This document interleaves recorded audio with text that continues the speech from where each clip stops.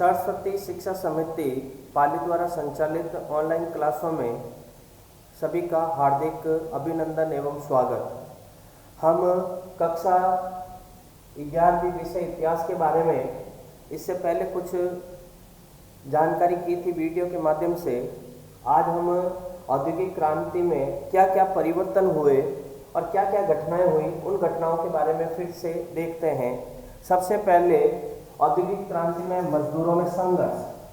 ठीक है, कई बार ऐसा पूछा जाता है कि औद्योगिक क्रांति के समय मजदूरों ने क्यों संघर्ष किया। ठीक है ना, तो संघर्ष के क्या कारण थे। देखो, औद्योगिक क्रांति के समय क्या हुआ कि बहुत सारी मशीनों का विकास हुआ, यंत्रों का विकास हुआ। ठीक है ना, मशीन या यंत्र, ठीक है, यंत्रों का विकास या मशीनों का विकास हुआ। इस मशीन और यंत्रों के कारण सबसे बड़ी जो समस्या आई वो आई थी बेरोजगारी की। ठीक है, ये बेरोजगारी की समस्या सबसे ज्यादा आई और इस बेरोजगारी के कारण ही मजदूरों ने जो है संघर्ष किया। कैसे, एग्जाम्पल के तहत देखते हैं। हुआ क्या कि जब चाहे वो कपड़ा उद्योग हो, चाहे वो सूती वस्त्र उद्योग कह सकते हैं, लोहा उद्योग कह सकते हैं, या अन्य कोई भी XYZ उद्योग कह सकते हैं, उन उद्योगों में जब पहले शुरू के दौर में श्रम शक्ति का मूल्य था, श्रम शक्ति यानी कि मानव खुद वहां पर काम करता था और उस मानव को रोजगार मिलता था। ठीक है, अब इस श्रम शक्ति का प्रयोग मानव न रह करके मशीन हो गए, मशीनों ने इसका इस्तेमाल कर दिया। इस मशीनों के कारण क्या हुआ कि जो ये बहुत बड़ा रोजगार मिलता था श्रमिकों को, वो श्रमिक बेरोजगार हो गए। इसी के कारण वो मशीनों को जो है सही नहीं मानते थे कि उन्होंने कहा है या उन्होंने अपने मन में ये विचार कर दिया कि हमारे यहाँ पर या हम जो बेरोजगार हुए हैं, उन बेरोजगारी का जो प्रमुख कारण है वो मशीन है। इसलिए इन लोगों ने संघर्ष जारी रखा और इस संघर्ष में जहाँ जिन उद्योगों में या फैक्ट्रियों में या इंडस्ट्रियों में जो मशीनें लगी हुई थी, उन मशीनों की तोड़फोड़ करना शुरू कर दिया, हड़ताल करना शुरू कर दिया, यहाँ तक कि कई स्थानों पर इन्होंने आग भी जला दी। इस प्रकार के संघर्ष जो है औद्योगिक क्रांति के समय हमें देखने को मिलते हैं। तो ये मजदूरों का जो संघर्ष हुआ, इसका मूल कारण यही था कि इन मशीनरी और यंत्रों के कारण जो उनका स्थिति या जो उनकी बेरोजगारी बनने के हालात हुए हैं, उनसे इनमें जो है एक भावनापन भी विरोध की और उन्होंने विरोध किया। ठीक है, अगला जो बिंदु आता है वो हमारा आता है कानूनों का निर्माण। कानूनों का निर्माण।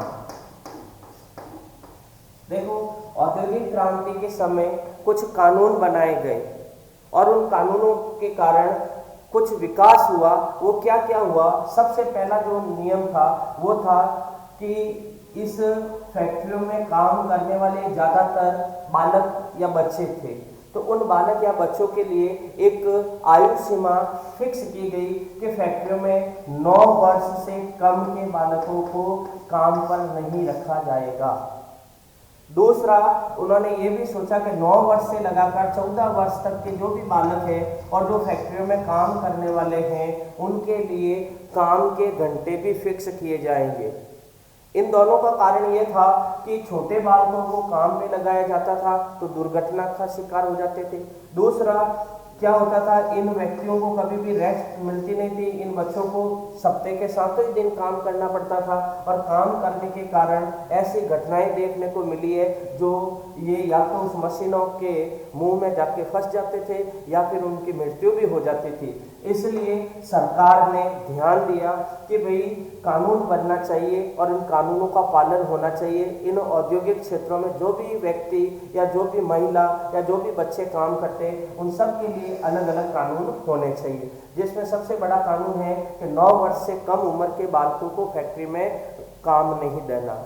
ठीक है, और इसके लिए एक निरीक्षक पद भी सर्जित किया और वो क्या करता था, व्यक्ति जाकर के इन फैक्ट्रियों में ध्यान रखता था।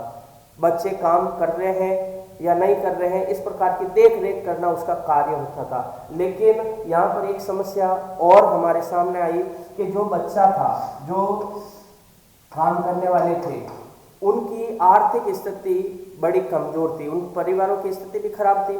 अब इन परिवारों की स्थिति खराब होने के कारण उनके घर वाले क्या करते थे, हमेशा उनको बड़ा बता देते थे।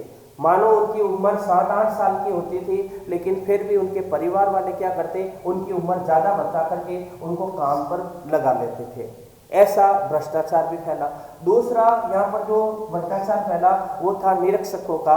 निरीक्षक लोग क्या करते थे, उनकी आय कम थी, ठीक है, उनकी आय कम थी, और ऐसी स्थिति में वो क्या करते कि जिन फैक्ट्रियों में वो निरीक्षक के लिए जाते, जांच के लिए जाते, वहाँ के लोग, वहाँ के पूंजीपति या वहाँ के पैसे रुपए वाले लोग जो है, उनको जो है रिश्वत दे करके झूठी रिपोर्ट तैयार करवा देते, ठीक है, झूठी रिपोर्ट तैयार करवाते। इस प्रकार जो कानूनों का महत्व बना, वो कानूनों का महत्व उतना सक्रिय नहीं हुआ। फिर दूसरा अगर हम देखें तो वहाँ पर प्रमुख जो काम थे वो 2 काम थे। एक तो काम था कपड़ा उद्योगों का और एक था खनिजों का। तो खनिजों और कपड़ा उद्योगों में पहले, खनिजों में पहले से ये कानून बने हुए थे, इसलिए जो पहले कानून बने वो कपड़ा उद्योगों पर लागू हुए नहीं, और जो कपड़ा उद्योगों के लिए जो कानून बने वो खनिजों वालों के लिए लागू नहीं हुआ। इस प्रकार वैसे तो औद्योगिक क्रांति के समय बहुत सारे कानूनों का निर्माण हुआ, लेकिन उन कानूनों की क्रियान्विति भी पूर्ण रूप से नहीं हो पाई थी, ठीक है। तो इस प्रकार अगला बिंदु जो औद्योगिक क्रांति में देखने को मिलता है वो है कानूनों का निर्माण, ताकि बच्चों का विकास सर्वाधिक हो सके। छोटे बच्चों को काम से रोकने के लिए ऐसा किया गया, लेकिन इसका ज्यादा महत्व भी नहीं रहा। इस अध्याय का अंतिम जो बिंदु आता है वो आता है औद्योगिक क्रांति, तर्क वितर्क। अंतिम जो बिंदु आता है वो आता है तर्क वितर्क, ठीक है। तर्क वितर्क से अभिप्राय है कि औद्योगिक क्रांति जो शब्द इस्तेमाल किया गया इंग्लैंड के लिए, ठीक है, वो कुछ इतिहासकार मानते हैं कि इस शब्द को हम या इसको हम क्रांति नहीं कह सकते, ठीक है, और कुछ लोग चाहते हैं कि ये औद्योगिक क्रांति थी, ठीक है। यानी कि सीधी सीधी बात अगर अपन एक शब्द में कहें कि जो औद्योगिक क्रांति शब्द है, ये औद्योगिक क्रांति इंग्लैंड में हुई थी, और इस इंग्लैंड में ही हुई। इसके पक्ष में एक तो मत ये था कि वास्तव में इस पूरी घटना को जो 1780 से लगा करके 1850 तक में जो परिवर्तन हुआ, उस परिवर्तन को कुछ लोग तो मानते थे कि ये वास्तव में औद्योगिक क्रांति है, लेकिन कुछ लोग मानते थे कि ये औद्योगिक क्रांति नहीं है, ठीक है। अब नहीं है, इसके क्या क्या कारण बता सकते हैं, तो सुनो और समझे। पहला बताते हैं कि इंग्लैंड जो एक देश है, ठीक है, वो वैसे भले ही औद्योगिक क्रांति का प्रमुख रहा हो, लेकिन यहाँ पर जो इसको कच्चा माल मिलता था, वो कच्चा माल न तो वहाँ उत्पादन होता था, वो कच्चा माल इंग्लैंड के जो उपनिवेशिक देश थे वहाँ से आयातित होता था, और जितने भी यहाँ पर वस्तुओं का निर्माण होता था, वो निर्माण भी जो है वहाँ पर नहीं बिक करके उन उपनिवेशिक देशों में बिकता था। इसलिए इसको हम एक औद्योगिक क्रांति के रूप में इसको नहीं मान सकते। इस आधार पर जो है कुछ इतिहासकारों ने इसकी आलोचना भी की। दूसरी बात बताई जाती है कि भाई औद्योगिक क्रांति जो है, ये क्रांति शब्द का इस्तेमाल समग्र विकास के लिए किया जाता है, समग्र विकास, समग्र विकास के लिए किया जाता है, लेकिन समग्र विकास नहीं हुआ, क्योंकि ये जो परिवर्तन देखने को मिलता है ये कुछ ही क्षेत्रों में देखने को मिलता है, जैसे कपड़ा उद्योगों में, लोहा उद्योगों में या परिवहन के उद्योगों में, जबकि कृषि क्षेत्रों में भी देखने को मिलता है। बाकी के जो क्षेत्र थे उन क्षेत्रों में वो उन्नति नहीं हो पाई थी 1850 तक या 1780 से 1850 तक वो उन्नति नहीं हो पाई थी जो बाकी के जो क्षेत्र बचे थे। इसलिए किसी एक पक्ष में ज्यादा विकास होना कभी भी औद्योगिक क्रांति हम नहीं कह सकते। इस प्रकार हमने इस निष्कर्ष वाले तर्क वितर्क में यही बात बतानी है कि इतिहासकारों ने इस औद्योगिक क्रांति को लेकर के अपने दो भिन्न भिन्न मत दिए।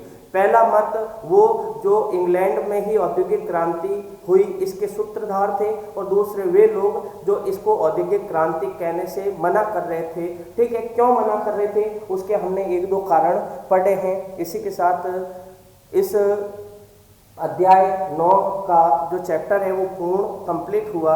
अभ्यास के प्रश्न के तौर पर जो कक्षा कार्य में दिए जाते हैं उनके आप करोगे। जब तक के लिए धन्यवाद।